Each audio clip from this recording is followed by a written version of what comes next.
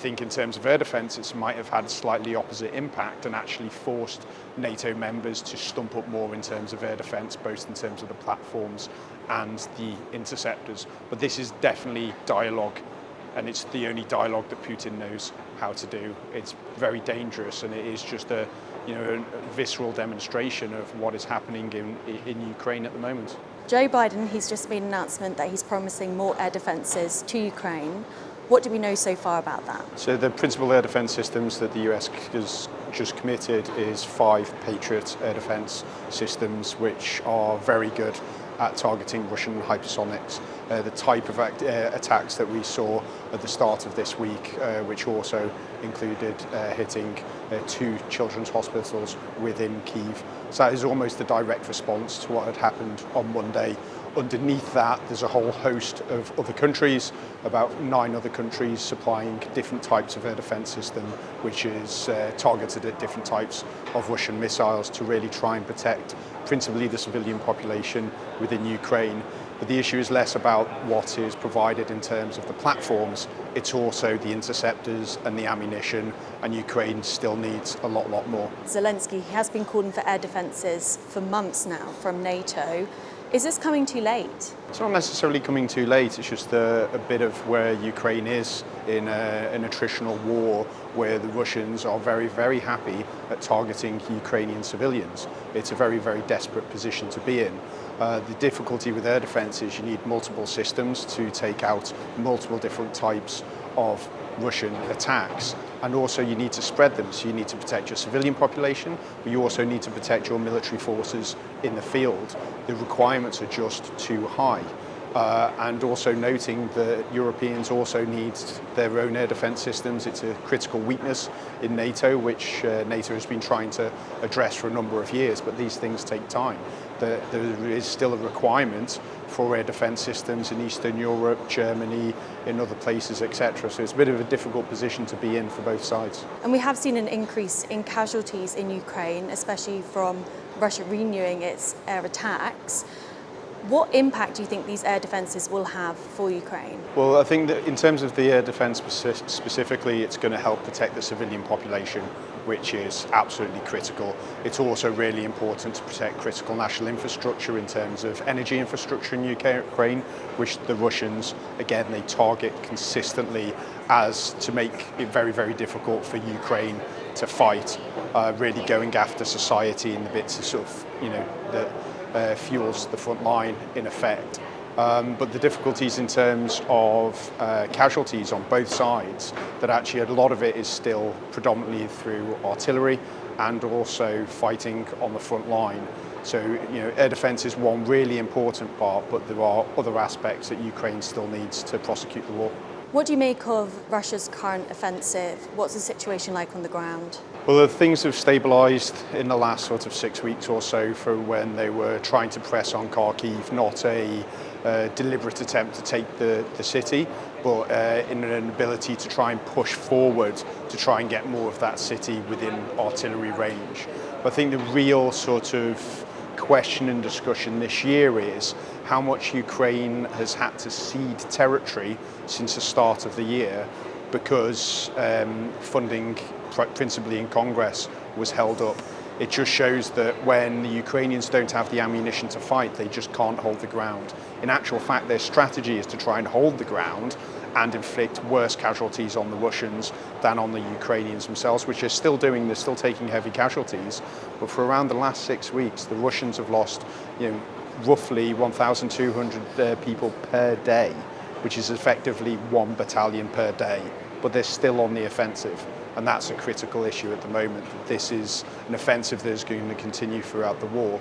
What we have had confirmed today at the NATO summit is the F-16s, which were promised a year ago. They're all now trained, they're maintained, and they're going to be flying over the skies within Ukraine this summer. So that will really help Ukraine in terms of trying to get parity with the Russians, which will help ground forces. And what's your current analysis of Russian military equipment? So it's less about the numbers of overall equipment on the Russian side, it's about the quality. So in terms of the quality of principally armoured vehicles, etc., I mean, they are reducing in quality as they get tanks out of storage and effectively have to cannibalize a lot of the fleet to get these things running on the front ground. This is also seen principally in personnel as well, of the really low quality of Russian troops, and that's why you see these sort of, what's referred to as meat grinder tactics, which is causing high levels of attrition. But obviously politically, if you don't care about your own soldiers, that is an offensive methodology that you can use. It's really brutal, it's really crude, but it's effectively all that the Russians can do because they've taken so many losses, particularly on their prestige units. They've effectively had to put all of their trainers into the fight. So the problem on the Russian side is that they can't train, and if you can't train, you can't fight at a higher echelon, which is why we'll see these tactics which will take ground. It'll be slow, it'll be brutal, and it'll take very, very heavy casualties. Turning to the recent elections that we've seen in Europe, we had the United Kingdom election, France, also the European Union elections. How do you think the results of these elections will impact security in Europe and also Europe's response to Russia? Well, I think while there have been a lot of elections in Europe, there's more to come this year, but actually the most consequential election for European security is the one that will happen here in the US in November. That is obviously a real focus at the moment. In terms of what's happened within the EU parliamentary elections, centrist parties struggled. And what you're seeing now is the dynamics in NATO will potentially shift. Poor performance from President Biden in the first presidential debate has caused growing calls for him to step aside and have another challenger later on in the year. So at the moment he's looking slightly weaker. In France, the EU parliamentary elections sort of pushed President Macron into a parliamentary election, and while that didn't produce the worst case scenario, it's still not good for Macron either. So we're going to probably see 3 years of pretty static government from the French. And in Germany, again, Chancellor Scholz's coalition also took a bit of a kicking, and they're not due elections until September 2025, and then probably 3 to 4 months of coalition negotiations. The change to that is the elections in the UK, where the Labour Party got a huge majority and actually a very big mandate to force through a lot of policy agendas. So at the point that the UK seems back on the world stage, very, very committed to Europe, you're not getting that in the leadership of other NATO countries, and that's going to be pretty difficult. And the other issue really that I think for the whole of Europe, NATO and the EU is Hungarian President Viktor Orban, who just the week before Russia attacked children's hospitals in Kyiv was on a peace mission and shook President Putin's hand as the President of Hungary, not as the lead of the EU Council presidency, but it just shows that NATO and the EU have a significant Hungary problem now. And what did you make of Orban's claims that China was neutral on this conflict? Well, we just heard it from Secretary of State Blinken in terms of what China is supplying to Russia in terms of components and other dual-use technologies, which is effectively fueling the Russian defense industry. So no, China is not neutral at the moment, and I think the US government's pretty clear on that. Looking towards the US election, we are hearing talks among Democrats about the future of Biden. On the other hand, if Trump does win the US election, what does this pose for US's relations with NATO and also the war in Ukraine? I think the main point is, regardless who wins at the end of the year, Europeans need to do more. Europeans need to step up, and at the moment we're more worried about the formats, the concepts around that. Europeans know what they need to do, they just really need to get on with it. I think under a potential President Trump, the potential disengagement for Europe will be more severe, probably less well communicated and quicker. Under Biden, that will probably be more gradual. But it's very clear that the US is again going to start to shift its focus over to the Asia in line with policy of the US for almost a decade now.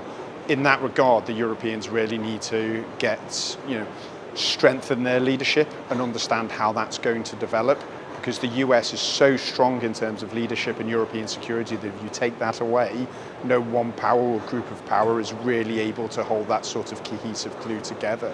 The The other issue is that while the US provides a lot of military equipment, it also provides the enablers, air-to-air refueling, intelligence, surveillance, reconnaissance assets, etc.